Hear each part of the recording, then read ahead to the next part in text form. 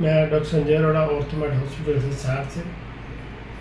आज हम बात करेंगे सीटीबी और क्लब फुट के बारे में। इसमें कुछ एक क्वेश्चंस रहते हैं पेरेंट्स के कि ट्रीटमेंट कब शुरू कराएं, ट्रीटमेंट कितना लंबा चलता है और पाँव पूरी तरह से ठीक होता है कि नहीं होता। तो इसमें पहले क्वेश्चंस का ये है कि ट्रीटमेंट कब शुरू कराएं। तो ये यूजली पहला प्लास्टर हम 7th to 10th डे पे स्टार्ट कर देते हैं। वीकली इंटरवल पे प्लास्टर लगते हैं और फिर उसके बाद एक प्रोसीजर होता है टिनोटमी, जिसमें टेंडो एक्लेस की को हल्के से चीरे द्वारा काटा जाता है और लगभग 3-3.5 महीने के अंदर पाँव बिल्कुल करेक्ट हो जाता है। उसके बाद मेंटेनेंस के लिए इसमें अलग तरह के शूज़ दिए जाते हैं। शूज़ को लगभग डालने का तरीका बताया जाता है और 2 साल तक शूज़ डाल के रखते हैं। उसके बाद इसके पूरे ठीक होने की संभावना रहती है। इसमें पेरेंट्स की काउंसलिंग ज़रूरी है। अगर जूते को प्रॉपरली तरीके से डाल के रखते हैं, रेगुलर टाइम पे परामर्श लेते रहते हैं, बीच में कोई प्रॉब्लम आती है तो उसको उसी टाइम सॉर्ट आउट किया जा सकता है। मेंटेनेंस पार्ट सीटीबी मैनेजमेंट का, जिसमें हम शूज़ यूज़ करते हैं।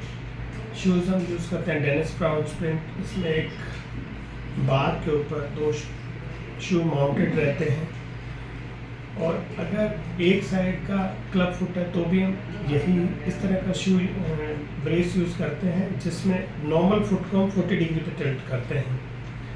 इसमें यूजर्स की टाइमिंग वो बड़ी इम्पोर्टेंट है। बिगनिंग में जब हम शू यूज़ करते हैं तो बिगनिंग के फर्स्ट 3 मंथ्स हम 23 आवर्स ए डे यूजर्स बताते हैं, ताकि उसमें रिकरेंस के चांस हम कम कर सकें। 3 महीने ठीक होने के बाद उसके बाद हम इसकी टाइमिंग थोड़ा कम कर देते हैं, जिसमें 14 to 16 hours a day. That means कि 8 से 10 घंटे दिन के बच्चे का जो एक्टिविटी का टाइम है उस टाइम में जूते को निकाल सकते हैं।